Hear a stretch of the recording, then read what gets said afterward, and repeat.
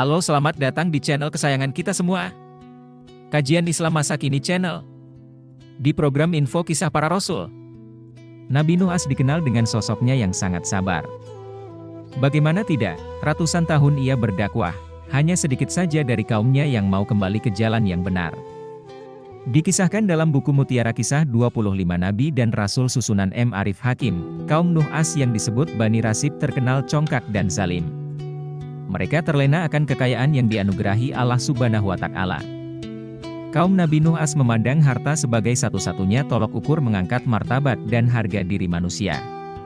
Pada zaman sang Nabi, fakir miskin sangat diremehkan dan ditindas. Saking congkaknya kaum Nuh AS ini, para budak dan binatang juga menjadi saksi. Hal ini membuat Nabi Nuh AS sedih, walau begitu ia terus berdakwah dengan harapan dapat mengembalikan kaumnya ke ajaran Tauhid. Ibnu Katsir dalam Qasas Al-Anbiya yang diterjemahkan Hadudi Rosyadi mengatakan Nuh AS diutus untuk menghapuskan kesesatan dan kegelapan dari kaumnya yang bernama Bani Rasib itu. Selain zalim kepada sesamanya, mereka juga menyembah patung-patung orang saleh.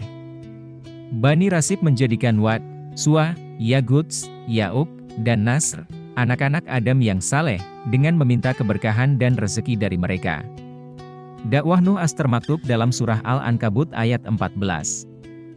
Allah Subhanahu wa Ta'ala berfirman, artinya, sungguh, kami benar-benar telah mengutus Nuh kepada kaumnya, lalu dia tinggal bersama mereka selama 1000 tahun kurang 50 tahun. Kemudian, mereka dilanda banjir besar dalam keadaan sebagai orang-orang zalim. Sang Nabi terus berdakwah selama 950 tahun tanpa mengenal waktu. Tak jarang ia mendapat ancaman dari kaumnya karena terus menyerukan ajaran Tauhid. Setiap kali satu generasi berlalu, maka berpesan kepada generasi berikutnya agar tidak beriman kepada Nuh, harus memerangi dan menentangnya, tulis Ibnu Katsir.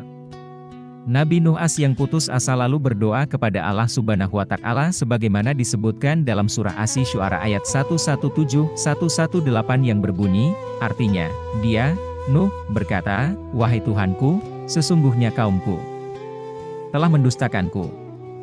Maka, berilah keputusan antara aku dan mereka serta selamatkanlah aku dan orang-orang mukmin bersamaku." Kemudian Allah Subhanahu wa Ta'ala memerintahkan Nabi Nuh AS untuk membuat sebuah bahtera yang akan digunakan untuk menyelamatkannya beserta orang-orang mukmin dari azab banjir yang sangat dahsyat. Selama pembuatannya, tentu tidak lepas dari ejekan dan cemoohan dari kaum tersebut.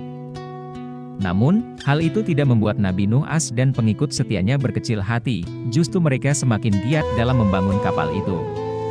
Setelah kapal itu jadi, maka Allah Subhanahu wa Ta'ala menepati janjinya. Dia memerintahkan Nabi Nuh AS untuk memasukkan hewan dengan berpasang-pasangan dan orang mukmin untuk masuk ke dalam kapal, sebab dia akan segera menurunkan azabnya yang pedih. Allah Subhanahu wa Ta'ala mengirimkan hujan dari langit yang belum pernah dikenal di bumi sebelumnya, juga tidak akan pernah diturunkan lagi sesudahnya. Dia juga memerintahkan bumi untuk mengeluarkan air dari segala penjuru, sehingga seluruh permukaan bumi tertutup air. Setelah berbulan-bulan berlayar di atas bahtera Nuh AS, air pun disurutkan, langit berhenti menurunkan hujan yang dahsyat, dan air yang keluar dari lubang di permukaan bumi pun ditutup. Banjir bandang itu telah usai. Azab itu menewaskan seluruh Bani Rasib yang enggan beriman kepada Allah Subhanahu wa Ta'ala, termasuk anak Nuh AS yaitu Kan'an. Mereka yang selamat adalah orang-orang yang beriman kepada Allah Subhanahu wa Ta'ala dan Rasul-Nya. Wallahu alam. Bagaimana menurut Anda? Jangan lupa subscribe, like, dan share. Karena subscribe itu gratis guys, tunggu di video dan info menarik berikutnya, dadah semua.